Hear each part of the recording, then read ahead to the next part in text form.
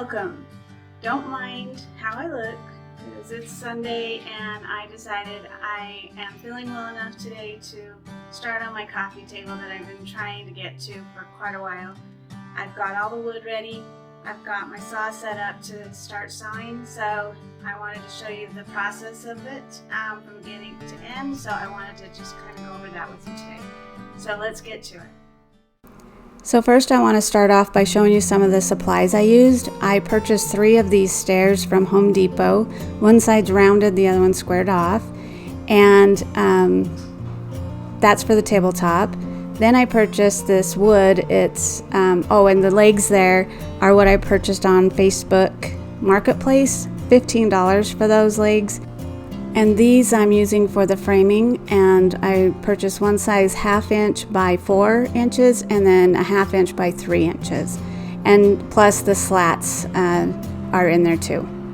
So then the bun feet are super cute. I want these at the bottom of the table to give a little bit of height and a little bit more decorative piece. So overall I spent about $165 to $170. So of course you want to always have your safety items. Always wear gloves when you're dealing with saw. And of course you want to wear some protective eye gear. So I always do that. And then I have already measured this out, but it's going to be 3 feet, and I bought 3 of these.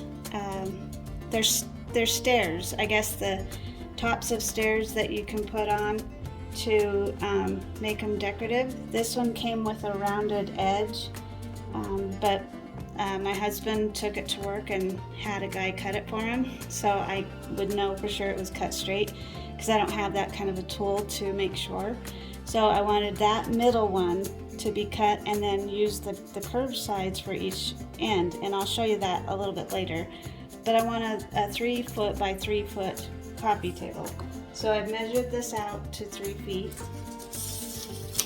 and I went ahead and did the measurement on each side and then just drew a line with any ruler, or that's just an extra large paint stirrer. So now we're going to use the saw, and we're just going to put this piece right up in here.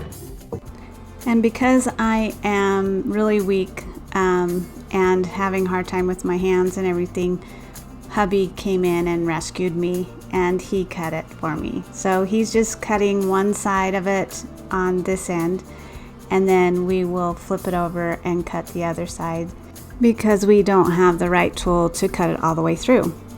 So now you can see I have cut all 3 of them, or hubby cut all 3 of them, and we lined them up and had a gap in between each of them because I want it to look like slats, big slats at the top. So here I'm just measuring with my square tool where I want to put those legs, and those legs are the main reason why I wanted to do this table. I did want to make my own table forever, but I found these legs on the marketplace from a local person here, and I only paid $15 for 4 of them. So I snagged those up real quick, and that was like my inspiration to build the rest of this table.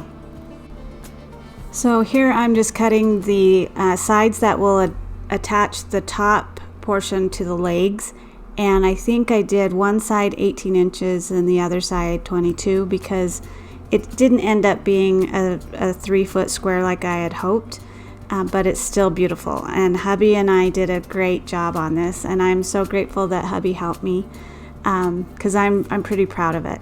So I'm just using my first cut as a guide and just making sure that it's exact so that when I pull down on it, it will cut straight. And there it is. So then this is what it looks like once we will get it all screwed together. I wanted to kind of show you a sneak peek of it, and that's the beginning. I'm excited. So now we're doing, well, I shouldn't say we, hubby did all this. Thank goodness. He is using the pocket hole creator where it's at a slant, and look how cool that is. So it hides the screws. So now hubby's going to drill the screws in for me at the angle of each corner of the legs. So we had cut down some thinner pieces to make a frame so that I can sit the slats on top like this and see the frame in there. And we're just covering up that with these cute slats. And I forgot to mention we screwed and glued those pieces in for the frame. And look how beautiful it is already. I love it. Now, mind you, we are not professional furniture builders, so we just did what we thought would work, and we drilled holes on the top of each of those legs to adhere it to each corner. And then hubby drilled holes on the center board to keep those onto the center frame piece, if that makes sense. And we saved that sawdust for later. So you'll want to wipe everything down after you've put it all together and sanded it, which I've already done, before you've stained or painted it. And here I am just starting to paint everything down with a white Rust-Oleum, it's linen white. And I gave it all one good coat. I didn't want to do 2 coats because it covered pretty well, and I wanted to see the grain in the wood. So around the corners and in between the slats, I used a really thin brush to get in there, and I wanted to leave the color of the legs alone. I didn't want to touch those. Those were my inspiration, so I left them alone, and you'll see later what it looks like. And I'm only doing 1 coat of paint because look at that grain showing through. I love the look of that, and once it gets distressed, it's going to look even better. So I didn't want to do a lot of paint on it just because I like the distressing. And then look at the difference between, you can't really tell I guess because it's kind of dark, but this, I love this color of the way the pillars are, and I don't want to mess, or the legs, I don't want to mess up that, but I want the white to be just plain. I think it looks really good.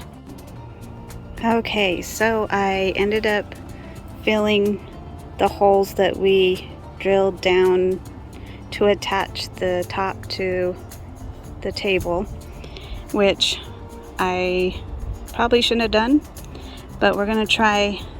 I mean, we shouldn't have done the drilling if I wanted to stain the top, but we're gonna try this technique of filling with wood glue and some sawdust from the wood that we saved.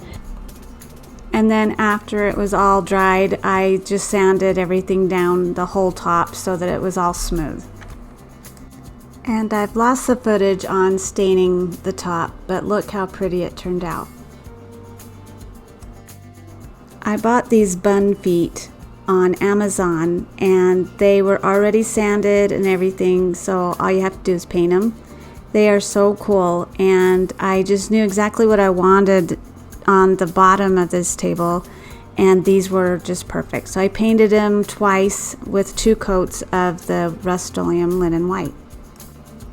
So now, in order for me to match the bun feet to the legs, I am using my dry brush that I've had forever and getting some gray, black, and a little bit of white paint and dabbing it off so it's really dry, and then kind of brushing it here and there and dabbing to get the same effect as the legs. And I'm just showing you what I had already done.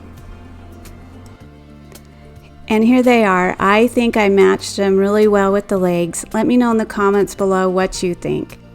Hubby had already attached them, so I didn't get footage of that, but look how great they look.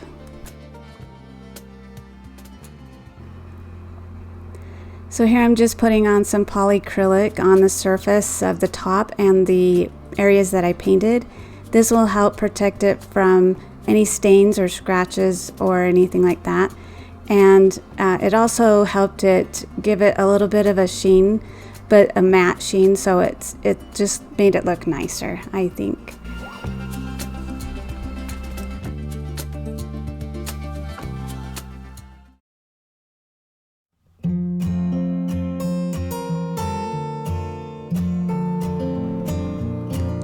Well, here it is all finished. I just love my new furniture that we've gotten recently, and I had to have a table to match it, and I wasn't willing to spend $1,400 to $2,000 on one.